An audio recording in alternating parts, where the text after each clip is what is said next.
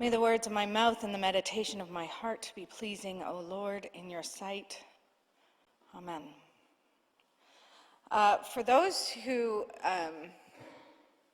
listen to me week in and week out, I want you to know that I'm giving you a Christmas present right now, and it is a shorter sermon. Do not tell the Sunday morning crowd, okay? This is just between us. You're welcome.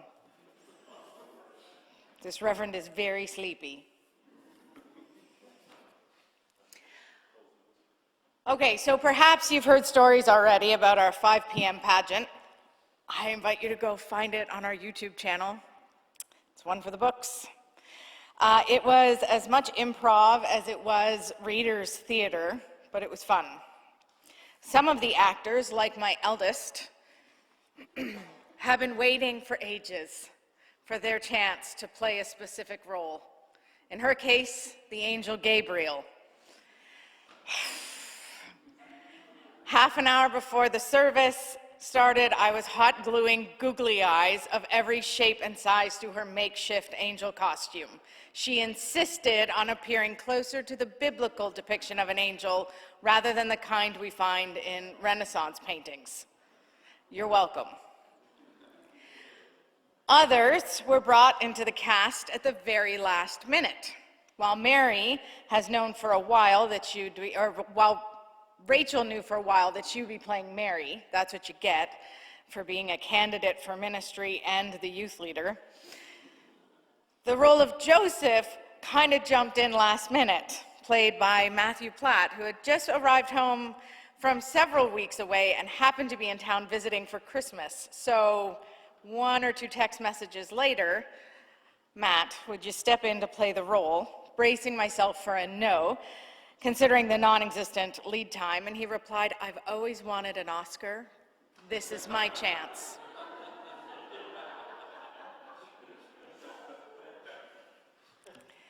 Let me tell you, the whole production is going to be headlining the awards ceremonies in a couple of months. We had a lot of fun, and the congregation who had gathered for worship, we had about twice as many people. It was pretty full. The people who gathered were totally engaged and participated brilliantly.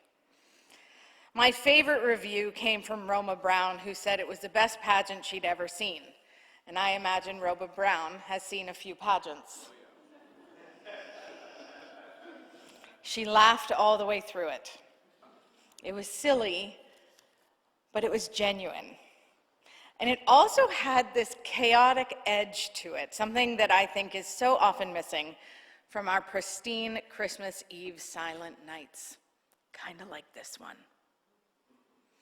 We know the first Christmas was completely unrehearsed, encountered a few curveballs, and incited the full spectrum of human emotion from crying to laughing and everything in between.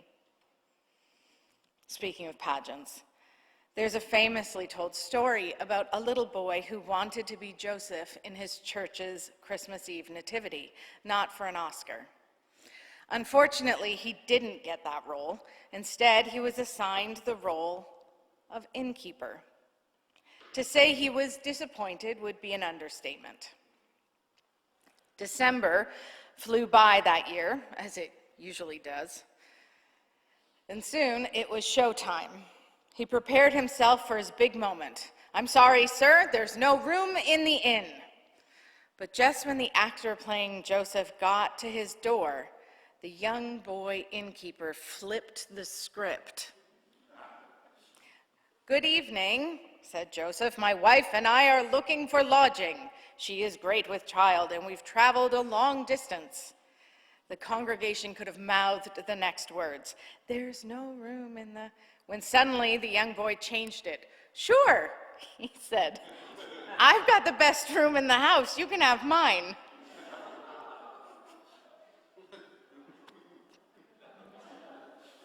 I just hope the rest of the cast had some experience with improvisation.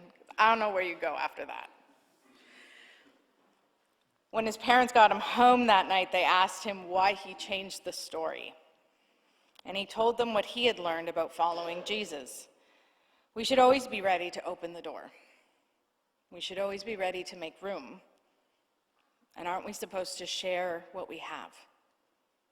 In his opinion, an innkeeper turning Mary and Joseph away seemed very out of character. We always make room, don't we? Because God makes room. The whole Advent story is about a God who can't be kept out, so we might as well make room. God is constantly elbowing God's way into the world and into our lives, whether we like it or not, very persistent. God is present. God is with us. The question the Nativity story poses to us every day of our lives is how we will choose to respond, because God is still barging in today. And listen, I get it. We've just come through 4 weeks of Advent acknowledging the weariness that each of us and our family and the whole world is feeling. We're weary from grief. We're weary from unceasing war, from a pandemic, from genocide and racism and sexism and political strife, personal and corporate failings, and the list can continue. But I promised a shorter message. It's not so different to that first Christmas. Living under an oppressive empire was no walk in the park for Mary or Joseph or Zechariah or Elizabeth, any of them. But look carefully at the story again, because Mary and Joseph got to be together. Maybe not in the most ideal location, but hospitality meant that they could stay together as the baby was born. And they made new acquaintances with the owner of the inn. And the shepherds, they just showed up too. Mary and Joseph made room, and their circle grew. And in the midst of their fear and their weariness, when life is encountered together with others, we can find that rejoicing always seems to take root. All season long, we've been asking, how does a weary world rejoice? We make room. Like the little boy playing the innkeeper, we can change the narrative if we want to. We can do that. We can flip the script. We can choose to pull up more chairs. We can make eye contact and start a conversation. We can stay curious instead of judgmental. We can learn and we can do better. We can make room in our hearts and our lives and our homes. And when we start to live life collectively together, then we push back against the darkness of fear and isolation and polarization and weariness, and we make room for joy.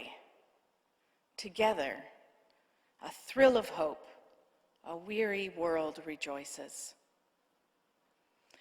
The season of Advent is my favorite season in the church year calendar, because while it is the season that takes us up to the story of Jesus' birth and the incarnation of God, it is also a foretaste. It is a waiting and anticipating for the next coming of God.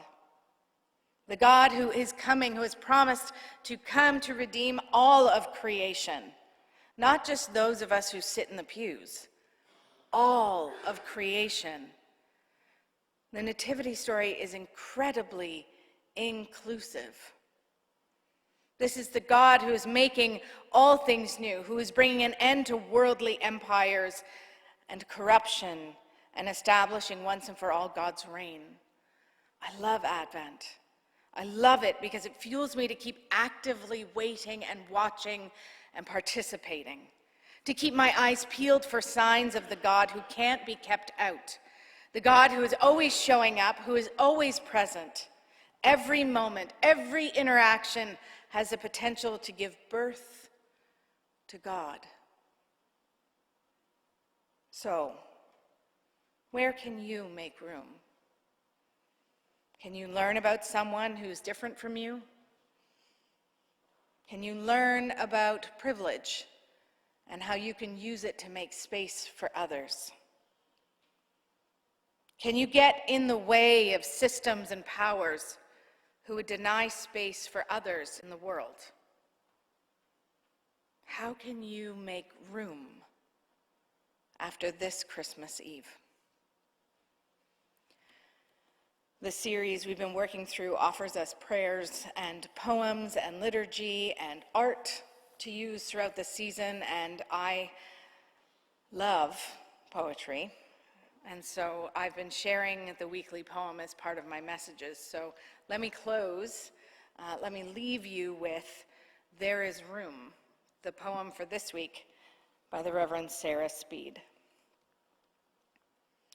The world may feel like one long stretch of night, like an endless winter or a hovering rain cloud. And life may feel like walking into the wind, an uphill climb in every direction, but we can still open the door. We can't calm every storm, but we can turn on the porch lights. We can add chairs to the table. We can keep clean sheets on the guest bed, just in case. We can hold the elevator, and we can learn pronouns. We can tell stories of belonging and take turns listening. We can learn each other's names and plant trees for our children. We can study privilege and advocate for mental health. We can insist every single day in a million different ways. There is room. There is room. There is room for you here. We cannot calm every storm, but we can turn on the porch lights. To God be all the glory.